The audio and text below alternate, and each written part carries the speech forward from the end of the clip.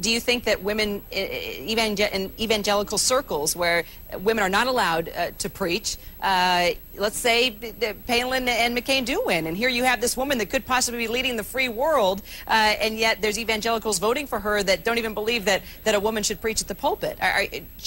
Could this change the face of how evangelicals believe in the woman's role? I don't think it'll change the way evangelicals believe about women's roles. I think it has sparked a discussion.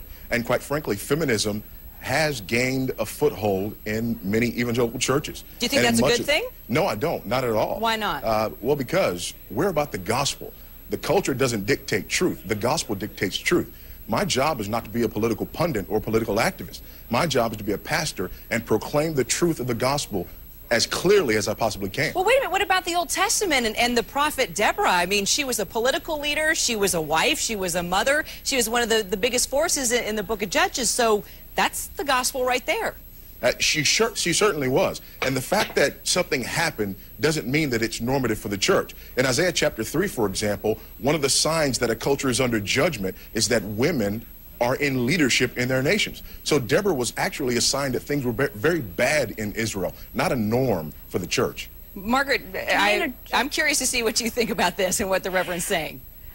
I think that that's a fair perspective, Voddie, but I think we also need to look at Ephesians 5, which describes, it's saying that husbands are to lay down their lives for their wives, just as Jesus Christ laid down his life for the church. And in the same way, I think Todd has done an incredible job opening up the opportunity for Palin to use the gifts and the talents and the passions that she has been given in order to make a difference in her community and possibly in our nation and world on a significant political landscape and effect. Margaret, is the Reverend sounding a little sexist, or is it just me? I would have to say the Reverend is sounding a little questionable there, but in the sense that I believe that everyone, despite gender, has an opportunity to serve, to give, and to play a role in making a difference in their communities, in their churches, and around the world. Reverend, this could be an exciting time. I mean, this could break through. We're becoming progressive in so many ways. We're seeing a black man possibly winning the presidency. We're seeing a woman here that's on the Republican ticket that's rousing up evangelicals possibly to think twice about the woman's role in the church. I mean, this is fascinating times. They are fascinating times, and they're also frightening times. When you see Margaret Feinberg use Ephesians chapter 5, which clearly says that a husband is the head of the wife, in order to justify somehow with this sleight of hand that Palin's husband is laying down his life by allowing her to do that. Number one, she's playing fast and loose with the text. And secondly, she is also ignoring the fact that Palin's responsibility as a wife and mother is governed by Scripture, not by whether we feel it's progressive in our culture. Margaret, final thought there. Voddie,